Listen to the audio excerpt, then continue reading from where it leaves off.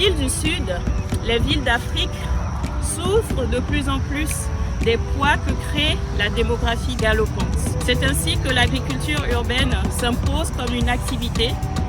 qui répond à ses besoins en termes d'alimentation de ces villes.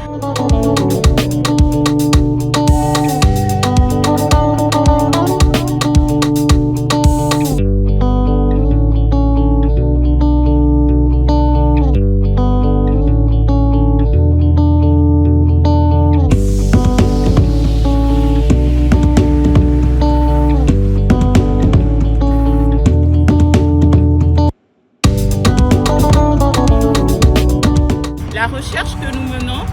se permet de tracer le lien probable qu'il peut y avoir entre la pratique de cette agriculture urbaine et la santé de ces personnes qui pratiquent cette activité et la santé aussi des consommateurs des produits qui viennent de ces champs et bien sûr la santé des gens qui vivent tout simplement dans ces environnements.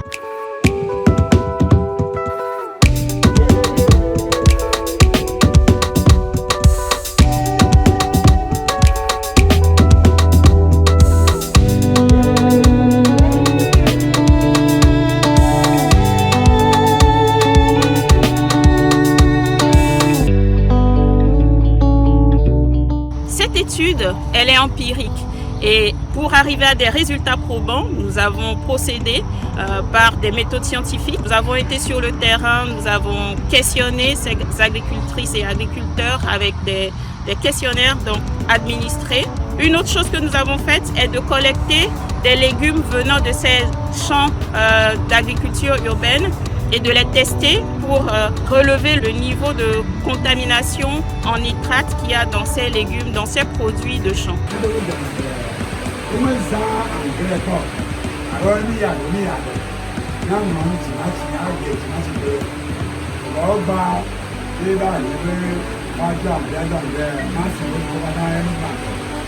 Mi sona egbomi kui sona hani so konare agbla ni de na agbla ni na proper oni me de na ngre am ya nyomu dola kule tema kui mi sola kule tema chala vovire okujia chala vovire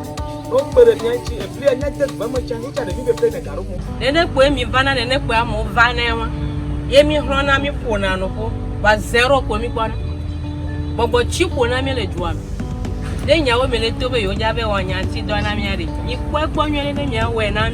dougou tracteur allo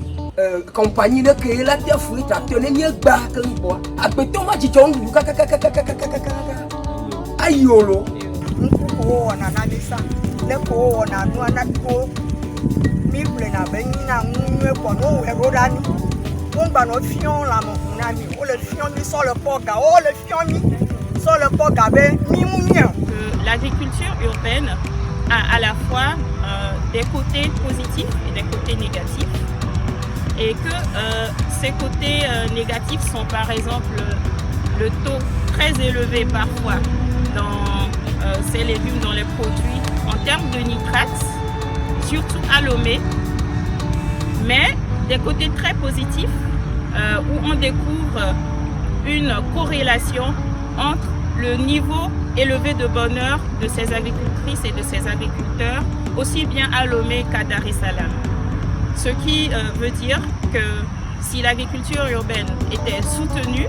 par de la planification spatiale, par du design, par de l'architecture, de la géographie, de l'économie, de la sociologie, cette agriculture urbaine peut beaucoup apporter à la population de ces villes, de ces pays qui ne demandent qu'à être capables de nourrir ces villes et de se nourrir et d'être heureux tout simplement.